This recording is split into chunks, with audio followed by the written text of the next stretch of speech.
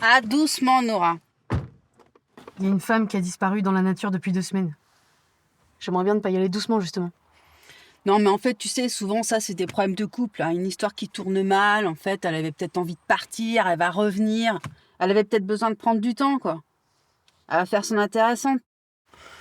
Et puis, tu sais, Nora, en fait, il ne faut jamais sous-estimer le pouvoir de la bêtise humaine. Alors, tu m'écoutes, et puis tu prends des notes. Ok ? C'est noté. Ah.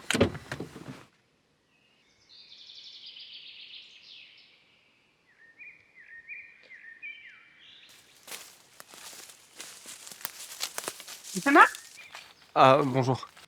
Oui, bonjour, je suis Eva. Je suis chargée de l'enquête concernant la disparition de Solène Marc. Et voici mon associé, Nora. Bonjour, monsieur Marc. Vous pouvez m'appeler Théophile.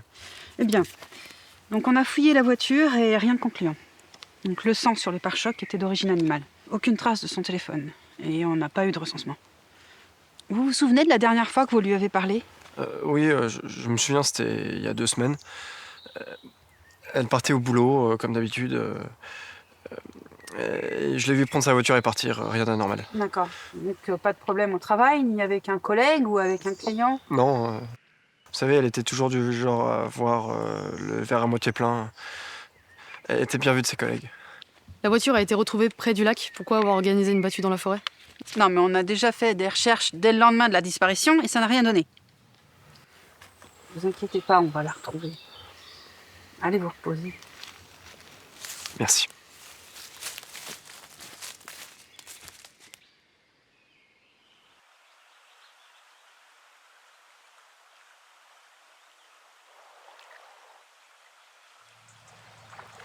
Elle est bien Théo, elle est bonne. Non, non, Solène, je vais attraper froid. Pas du tout, elle est très chaude. Je la trouve pas un peu dégueu, l'eau, là? Allez, viens. Tu pourras me réchauffer? Allez, viens. Ah.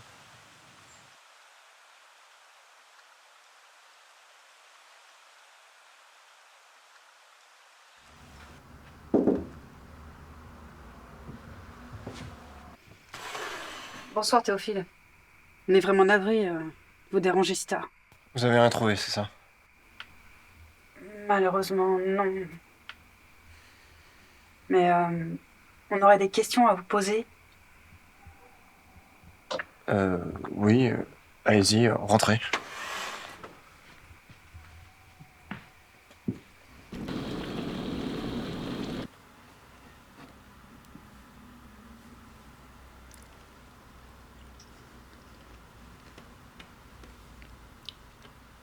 C'est mignon chez vous.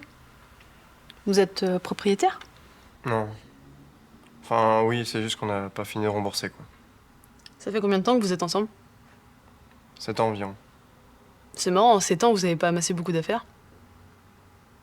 Y a pas grand-chose à elle chez vous. Parce qu'elle a pas vraiment eu le temps de s'installer. Vous avez des souvenirs de votre dernière conversation avec Solène, monsieur Marc ? Vous pouvez m'appeler Théophile, vous savez? D'accord, monsieur Marc. Mais Théophile a déjà répondu à la question Je ce sais, matin. Eva. J'aimerais juste qu'ils soient un peu plus précis. Il s'agit de ma femme. Pensez que je me souviens pas de ce qu'on s'est raconté? Votre femme a disparu ici il y a 2 semaines, en laissant sa voiture et une paire de chaussures en face d'un lac à côté de chez vous. Je comprends votre peine. Mais dans ce genre de situation, 60% des meurtriers sont liés au conjoint direct. Vous êtes donc le principal suspect. Si vous nous aidez pas, on pourra jamais retrouver votre femme. Finalement, je me souviens de peu de choses. Vous vous souvenez au moins de comment vous vous êtes coupé le doigt ? Je me souviens de son sourire. De ses yeux. De ses cheveux. Son appétit.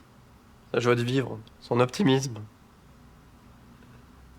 J'ai l'impression que je suis en train de perdre tous mes souvenirs après chaque nuit qui passe.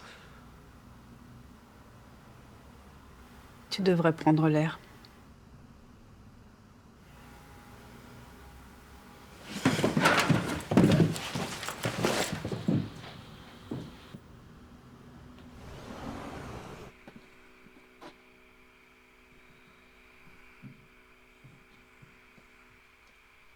Merci de nous avoir reçus, Théophile. Encore désolé pour le dérangement. Vous en priez, pas de mal. Bonne soirée.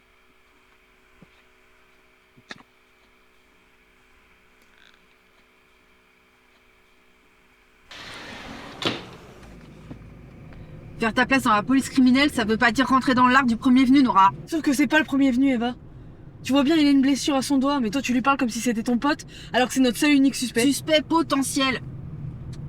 Ou victime collatérale. Putain, mais tu vois bien que c'est lui. Mais arrête ça. Tu vas pas faire ça comme ça. À l'enquête comme ça? Non, ta vie comme ça. Tu prends trop à cœur l'enquête. Ça va te bouffer de l'intérieur.